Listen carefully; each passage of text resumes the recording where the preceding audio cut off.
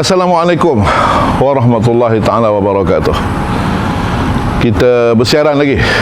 Hari ini 25 Januari, besok 26. Cukup 2 minggu kita berada dalam tempoh PKP 2.0 dan juga dalam proklamasi darurat politik. Dengar cerita PKP ini akan disambung lagi sehingga mungkin lagi 2 minggu, katanya hingga 4 Februari. Dan secara peribadi memang Tok Abah juga bersetuju, memang ada kewajarannya dilanjutkan dalam suasana di mana kita lihat angka penularan ni tidak juga lagi dapat diputuskan. Ya, setiap hari kita lihat ribuan dan angka kematian juga makin bertambah. Kerana itu kita memberi dukungan yang padu usaha-usaha yang dibuat oleh frontliner, dan kita menyerulah semua kita jaga kita, ya. Kalau semua orang menjaga disiplin diri masing-masing, Tok Abah percaya kita dapat sama-sama menyumbang supaya COVID-19 ini dapat kita flattenkan curve-nya.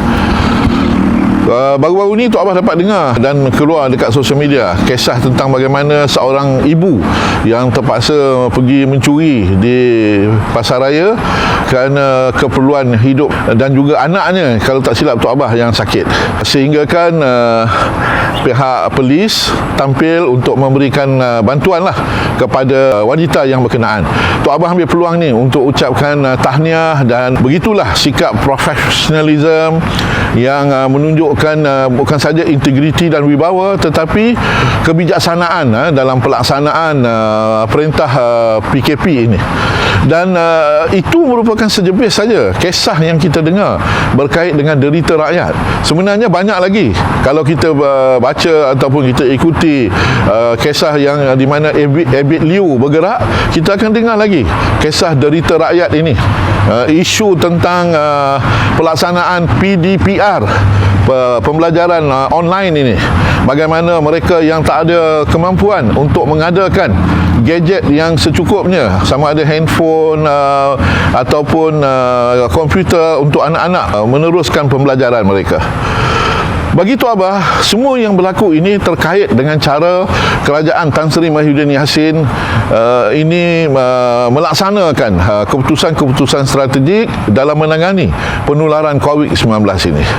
Tok Abah lihat hanya beberapa kementerian tertentu saja yang nampaknya begitu aktif ya dalam konteks memberikan sumbangan untuk membantu rakyat yang terkesan akibat daripada penularan COVID-19 ini. Di mana menteri-menteri yang lain yang ramai nampaknya sunyi je. Dan ini sebenarnya memberikan gambaran yang cukup tidak baik kepada cara pemerintahan kerajaan yang ada sekarang. Tok Abah terdengar juga baru-baru ni berbunyi bahawa kemungkinan total lockdown akan berlaku. Dan sudah tentu kalau total lockdown berlaku, pengangguran akan lebih bertambah. Mereka yang akan kehilangan pekerjaan akan juga makin meningkat. Dan isu rakyat yang derita rakyat ini akan jadi lebih tersebar luas.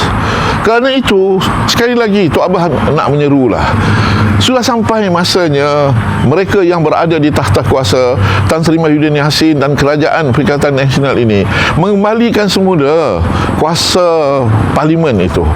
Ya, demokrasi di parlimen ini sangat penting. Mereka yang dipilih sebagai wakil rakyat, sama ada di parlimen atau di Dewan Undangan Negeri, adalah mereka yang telah menerima mandat rakyat yang sepatutnya diberikan ruang dan peluang untuk turut sama menyumbang, memberikan pandangan, memberikan idea supaya keputusan-keputusan strategik yang berkait dengan dasar yang nak dilaksanakan oleh kerajaan ini lebih tuntas, lebih berkesan dan lebih efektif dari segi pelaksanaannya. Ini bukan soal politik. Ini bukan soal takut hilang kuasa. Ini bukan soal nak rebut kuasa. Ini soal pendemokrasian. Ini soal derita rakyat.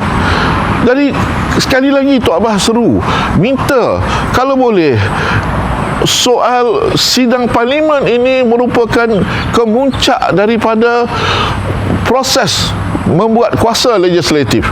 Ya, bagaimana kelulusan untuk peruntukan yang besar boleh dibuat tanpa melalui proses perundangan yang betul, iaitu melalui perbincangan dan perbahasan, perundingan dan juga pembentangan yang dibuat melalui parlimen kita.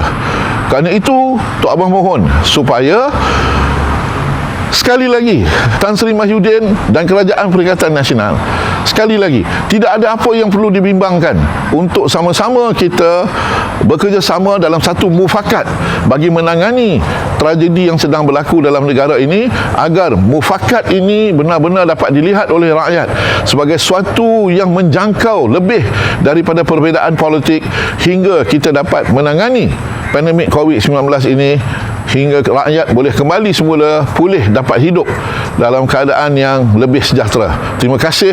Assalamualaikum warahmatullahi taala wabarakatuh. Tok Abang nak sambung jogging balik.